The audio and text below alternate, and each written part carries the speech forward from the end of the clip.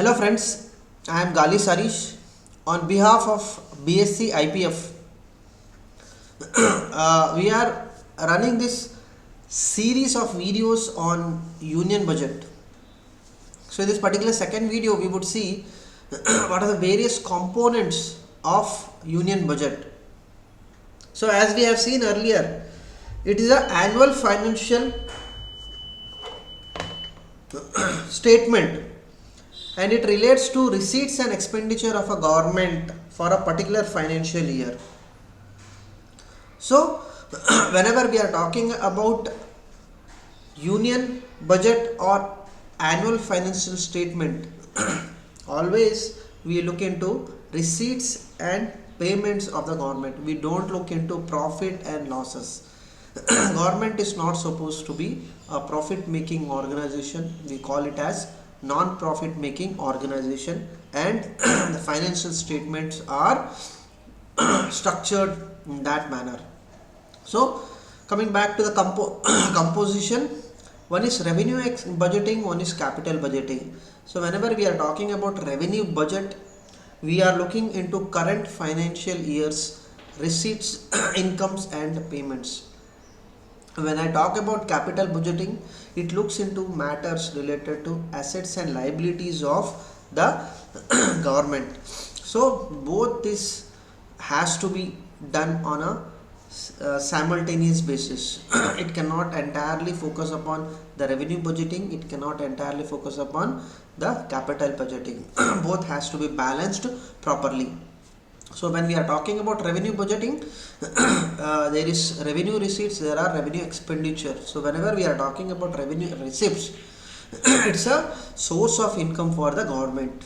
So source of income of government would be taxes, as we all know that. So different types of taxes are being collected. One is direct tax, one is indirect tax, another is non-tax revenue. So under direct tax, income tax, corporate tax would come. Under indirect taxes, excise duty, custom duty. Under non-tax revenues, basically it is charged against services provided by the central government. So these are the sources of income for the government. And when we are talking about revenue expenditure for the government, basically it is the interest payment.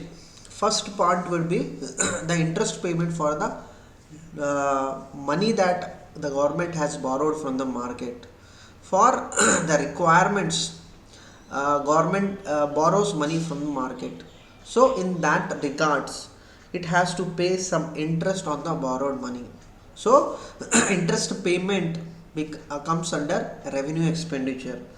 After that, there are some kind of grants. Every year central government pays money to the state government in the form of grants. So grants is a revenue expenditure for the central government, whereas the same grants are capital expenditure for the state government. So that there is a slight variation in the understanding and the concept.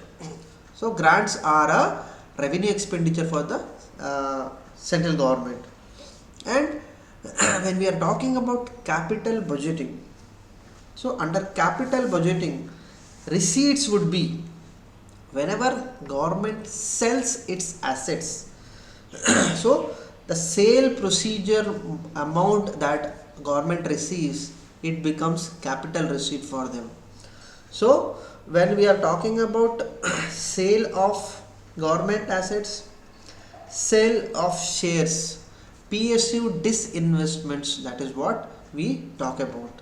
So slight portion of shares would be issued in the form of IPO, and people would apply for that particular IPO and they can be a part of that PSU organization. So disinvestment process, and this has been followed by government after government, and this is a source of income. And once they receive this amount, most of the time this capital receipts has to be diverted towards capital expenditure. So capital expenditure means It is the expenditure for various schemes for the development procedure, road construction. When we are talking about, when we are talking about various expenditures for the development of the country, so those kind of expenditures would come under capital expenditure.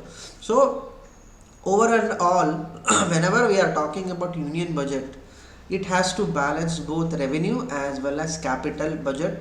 More details about these two accounts would be dealt in other following videos. So the main objective for this particular video was to introduce you to this particular accounts. Thank you once again.